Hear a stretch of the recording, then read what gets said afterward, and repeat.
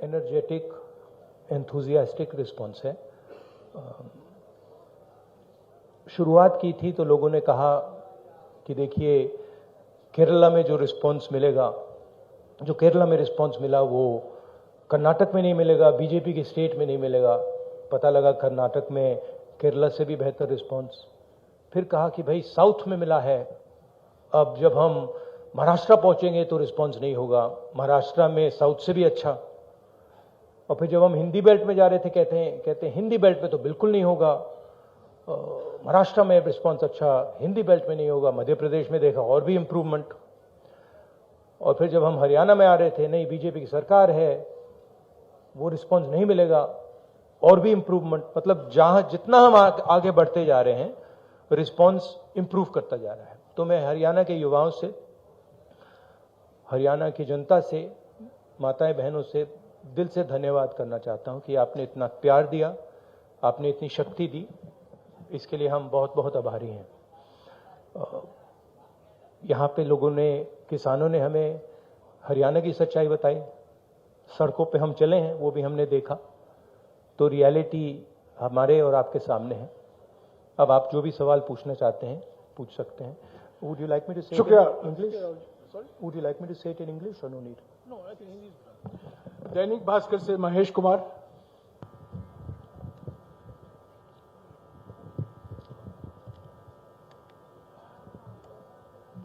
राहुल जी, आपने पानीपत में कहा था मन से। किसमें? मैं महेश कुमार, दैनिक भास्कर से। हाँ, नहीं आपने क्या पानीपत मैं पूरा हरियाणा देखता हूं। आपने पानीपत में कहा था कि पानीपत तय करता है कि दिल्ली की सरकार किसकी बनेगी, मन से कहा गया था। लेकिन नहीं, मन से कहा गया था। समझ नहीं आया। रैली सुनाई नहीं। आवाज नहीं आ रही मेरी? ओके, भाई थोड़ा माइक को एडजस्ट कर लीजिए। तो माइक आप बोलिए प्लीज। आपने पानीपत में कहा, पानीपत में मन से कहा गया था कि पानीपत तय करता है कि दिल्ली में सरकार किसकी होगी। मैंने कहा पानीपत में मन से कहा गया था। और करनाल में यह कहा गया कि यह यात्रा वोटों के लिए नहीं है। तो इसमें एक कहीं ना कहीं कंफ्यूजन है कि ये एक जन आंदोलन है या राजनीतिक यात्रा है।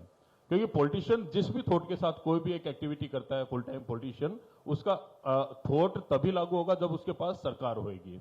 तो एक चीज तो मैं ये जानना चाह रहा हूं कि इस यात्रा को हम जन आंदोलन और राजनीतिक यात्रा के बीच में कहां स्टैंड करा, देखें कहां पे है ये।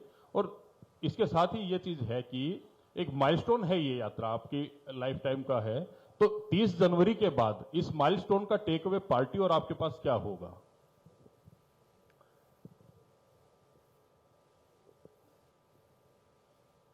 ये जो यात्रा है, जो हिंदुस्तान की आवाज को दबाया जा रहा है और जो हिंदुस्तान में डर फैलाया जा रहा है, हिंदुस्तान को जो बांटा जा रहा है, एक जात को दूसरी जात से, एक धर्म को दूसरे धर्म से जो लड़ाया जा रहा है, उसके खिलाफ ये यात्रा है। इस यात्रा का एक और लक्ष्य है, और वो मेरा पर्सनल लक्ष्य है, और जो हमारे साथ लोग चल रहे हैं वो उनका भी लक्ष्य है। वो है कि हम इस यात्रा को तपस्या जैसे देख रहे हैं। हम अपने देश से प्यार करते हैं, देश की जनता से प्यार करते हैं, किसानों से, गरीब लोगों से प्यार करते हैं, और उनके साथ हम चलना चाहते हैं। तो यात्रा का लक्ष्य पर्सनल है।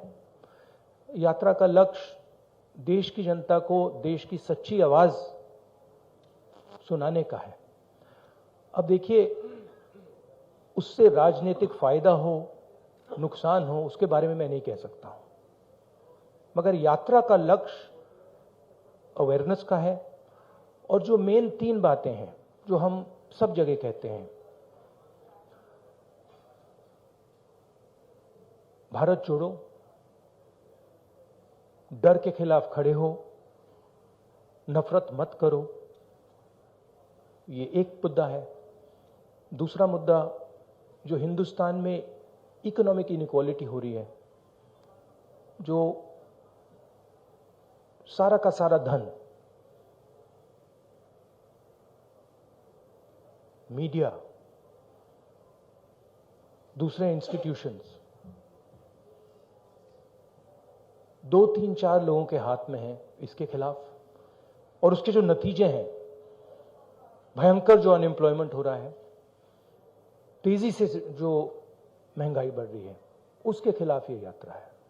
और लोगों को ये मालूम है कि भाई हिंदुस्तान में बेरोजगारी बढ़ रही है तो उसका कारण है कि पूरा का पूरा धन 3, 4, 5 लोगों के हाथ में है, सबको मालूम है। लोगों को यह भी मालूम है कि वो जो धन का कॉन्सेंट्रेशन हो रहा है, पूरा का पूरा पूरी आर्थिक शक्ति जो 3, 4 लोगों के हाथ में जा रही है, उसका नतीजा बेरोजगारी है, उसका नतीजा महंगाई है। लोगों को कनेक्शन मालूम है। तो हम ये बात रखना चाहते हैं और बहुत सक्सेसफुली ये बात यात्रा ने रखी है। इसलिए मैं आपसे कह रहा हूं कि जहां भी हम जा रहे हैं, यात्रा इंप्रूव हो रही है। तो अब ये हमारा लक्ष्य था। दैनिक जागरण से अश्विनी शर्मा। नहीं बताता हूं। देखिए,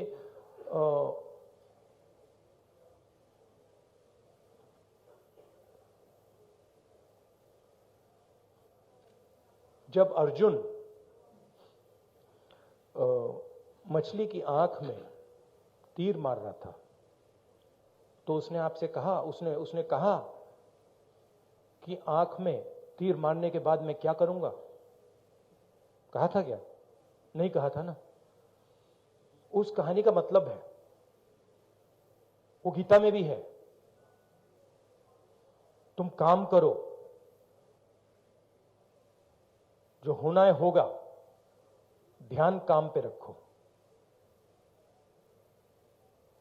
तो वही थिंकिंग है यात्रा की भी। आपका सवाल अच्छा है। यात्रा के बाद एक और काम होगा, उसके बाद शायद एक और काम होगा, फिर आपको जवाब मिल जाएगा। शुक्रिया राहुल जी। जागरण से अश्विनी शर्मा।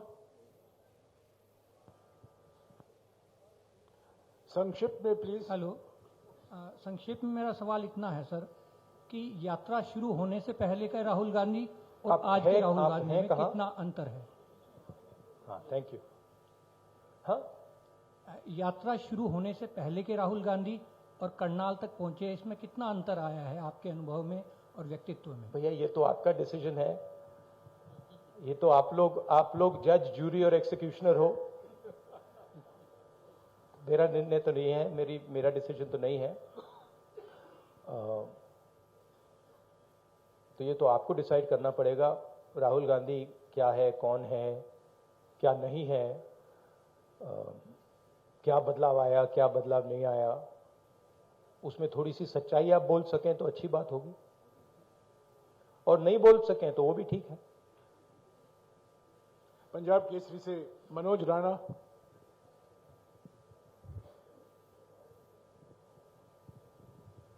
सर नमस्कार। मैं ये जानना चाहता हूँ, पूरी वैसे हरियाणा की जनता भी जानना चाहती है कि आगामी विधानसभा चुनाव में सीएम का चेहरा कौन रहेंगे कांग्रेस की तरफ से, क्योंकि भाजपा का तो उन्होंने क्लियर कर रखा है लगभग। हाँ, देखिए, मैंने प्रेस कॉन्फ्रेंसेस में 3-4 बार कहा है कि हमारा लक्ष्य यात्रा का है और आप लोग डाइवर्ट करने की कोशिश करते हो। पता नहीं, आप यात्रा को दिखाते ही नहीं हो। आपको कहा गया है कि भाई यात्रा को दिखाओ मत। सोशल मीडिया में मतलब बवाल मचा हुआ है, तूफान आया हुआ है, मगर नेशनल मीडिया में कुछ नहीं दिखाया जाता। और फिर आप प्रेस कॉन्फ्रेंस में आते हो, कहते हो भैया चलो एक डिस्ट्रैक्शन मारते हैं, सीएम कौन होगा, पीएम कौन होगा। अगला सवाल आएगा पीएम कौन होगा, देख लेना, आएगा, पक्का आएगा कि डिस्ट्रैक्ट करना है भैया, सीएम कौन होगा, पीएम कौन होगा। फिर उसके बाद आएगा सवाल ऑपोजिशन यूनिटी नहीं है, वो भी आएगा। तो आप करिए जो आपको करना है, मुझे भी करना है काम। Thank you. अमर उजाला से सेवा सिंह। अब भैया पीएम वाला पूछिए, वो 3 है आपके, वो हर प्रेस कॉन्फ्रेंस में आते हैं, सीएम कौन, पीएम कौन। अमर उजाला से सेवा सिंह। राहुल जी नमस्कार। कहाँ है? हाँ हाँ जी, सॉरी। यात्रा चल रही है, बहुत चर्चाएं हो रही है, लेकिन कांग्रेस के संगठन की भी उतनी चर्चा हो रही है कि मतलब आगे चुनाव की तैयारियों को देख रहे हैं लोग यात्रा के जोड़ के, तो संगठन की भी इतनी ही चर्चा हो रही है कि संगठन नहीं मतलब बन पा रहा, संगठन नहीं बन पा रहा है। जी सर, तो ये कब तक पॉसिबल होगा? कार्यकर्ता भी इंतजार में रहते हैं सर, मेहनत करने वाले। देखिए, सबसे पहले ये कहना कि संगठन नहीं है, ये तो बिल्कुल गलत है। संगठन तो मतलब सड़कों पे आपको दिख रहा है, सब जगह दिख रहा है। खारगे जी प्रेसिडेंट हैं, मैं कांग्रेस पार्टी का प्रेसिडेंट नहीं हूं, तो ये सवाल आपको खारगे जी से पूछना पड़ेगा कि एग्जैक्टली हरियाणा का संगठन में इंप्रूवमेंट कैसे लाई जाएगी। मैं हरियाणा के 3 डिजिटल न्यूज चैनल से सवाल पूछवाऊंगा। लोकवाणी से मनदीप पूनिया। हाँ जी, माइक दीजिएगा इनको जल्दी। नमस्कार सर। सर, मैं आपसे सवाल पूछना चाहता हूं कि आप लगातार कह रहे हैं कि डर का माहौल है, नफरत फैल रही है, डर का माहौल है। आपकी सरकार छत्तीसगढ़ में है, वहां पर सोनी सोरी जो कि इंटरनेशनल ह्यूमन राइट एक्टिविस्ट मानी जाती हैं, उनके घर की बिजली काट दी गई है, वो अंधेरे में रह रही हैं। अभी कुछ दिन पहले वहां पर एक 19 साल के आदिवासी लड़के का छत्तीसगढ़ पुलिस एनकाउंटर करती है। तो डर का माहौल भी आपको दिख रहा है, और क्योंकि इस यात्रा से आप कह रहे हैं कि सिविल सोसाइटी, पत्रकार, वकील, जो भी सेक्शन डरा हुआ है, उसके आप दिल की उसकी मन की उसको डर को आप कम करना चाहते हैं। तो सोनी सोरी जो कि इंटरनेशनल एक्टिविस्ट हैं, वो डर में वहां अंधेरे में बैठी हुई हैं, तो वहां आपकी सरकार है। बाकी अगर आपकी सरकार सेंटर में आ गई तो फिर वही जो छत्तीसगढ़ में रहा, क्या वही होगा? नहीं, सबसे पहली बात यह है, देखने की बात है कि ये जो आपने मेरे सामने सवाल रखा है, ये आप नरेंद्र मोदी जी के सामने रख सकते हैं क्या? सबसे पहली बात यह है। कहां रखे हैं आपने? नहीं, कवरेज एक व्यक्ति के सामने सवाल रखना और कवरेज करना में बहुत फर्क होता है। प्रधानमंत्री जी ने ऐसे कितने प्रेस कॉन्फ्रेंस किए हैं जहां पे कोई भी पत्रकार उनसे ऐसा सवाल पूछे। सबसे पहली बात यह है, ठीक है। दूसरी बात यह है कि मैं कह रहा हूं कि देश की जनता को बांटकर उनमें नफरत फैलाई जा रही है। हिंदू मुस्लिम, अलग अलग जात के लोगों को लड़ाया जा रहा है। क्या कांग्रेस पार्टी ये करती है? कांग्रेस पार्टी ने कभी कहा है कि एक जात के व्यक्ति को दूसरे जात के व्यक्ति की हत्या करनी चाहिए? कांग्रेस पार्टी ने कभी कहा है कि एक धर्म को दूसरे धर्म से लड़ाया जाना चाहिए? कभी नहीं कहा है, हिस्ट्री में कभी नहीं कहा है। तो दूसरी बात यह है। तीसरी बात यह है कि जो वहां पे डर का माहौल है, उसके बारे में आपने हमें बताया है, हम जाके उसको देखेंगे, और अगर वहां पे हम उसके बारे में बोल सकते हैं, मैं बोलूंगा, ठीक है। और अगर वहां पे कुछ गलत हो रहा है तो मैं पर्सनली जाके उसको देख के उसमें मेरी जो राय होगी मैं रखूंगा, ठीक है। मगर मेन बात यह है कि जो देश में आज नफरत फैलाई जा रही है, जो हिंसा की जा रही है, वो छत्तीसगढ़ सरकार एज अ पॉलिसी नहीं कर रही है। वहां पे इश्यूज हैं, वहां पे लैंड एक्विजिशन की इश्यूज हैं, और वहां पे टेंशन है, मगर हमारी पॉलिसी वो नहीं है। धन्यवाद। मसले से सर्वमित्र कंबोज। नमस्कार सर। इधर सर, मैं देख रहा हूं आप स्पीच में और यात्रा के बाद मैं आपको बताना चाहता हूं कि मैं पर्सनली वहां जाऊंगा और पर्सनली इस बात को समझने की कोशिश करूंगा। अगर वहां पे कोई कमी है तो उसको मैं सुधारूंगा।